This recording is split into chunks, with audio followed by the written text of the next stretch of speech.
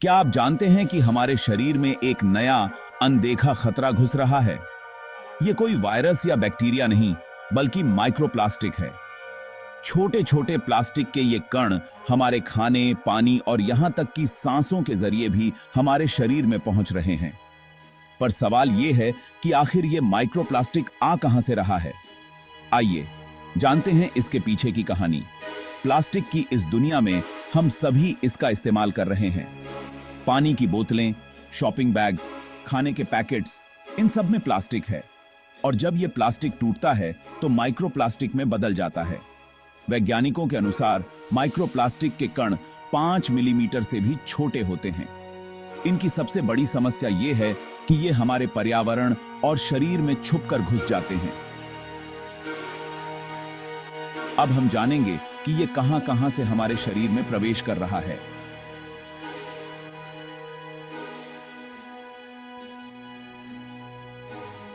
समुद्री भोजन और पानी।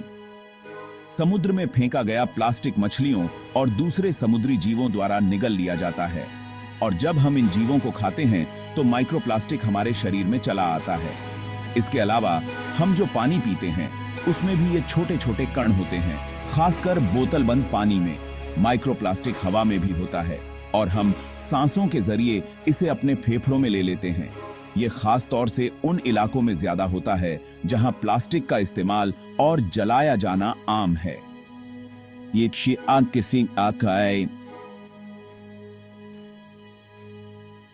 खाना और पेय पदार्थ।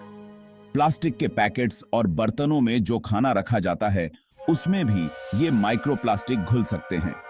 रिसर्च में पाया गया है कि नमक, चीनी और यहां तक कि हमारे चाय के बैग्स में भी माइक्रोप्लास्टिक मौजूद होता है। तो ये सब जगह से माइक्रोप्लास्टिक हमारे शरीर में प्रवेश कर रहा है, लेकिन इसका प्रभाव क्या है? अभी तक हमें पूरी तरह से पता नहीं चला है कि ये हमारे स्वास्थ्य पर क्या कर सकता है, लेकिन वैज्ञानिक मानते हैं कि ये हमारे शरीर की कोशिकाओं को नुकसान पहुंचा सकता है और ये किसी न किसी रूप में हमारी इम्यून सिस्टम पर असर डाल सकता है।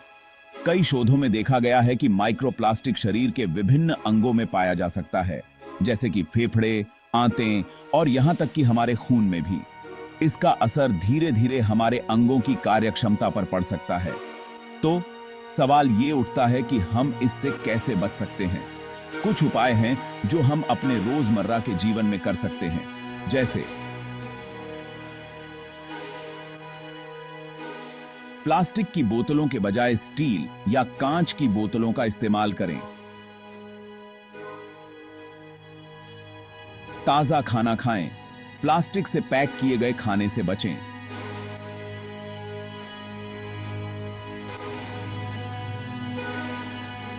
बोतल बंद पानी की बजाय फिल्टर किया हुआ पानी पिएं।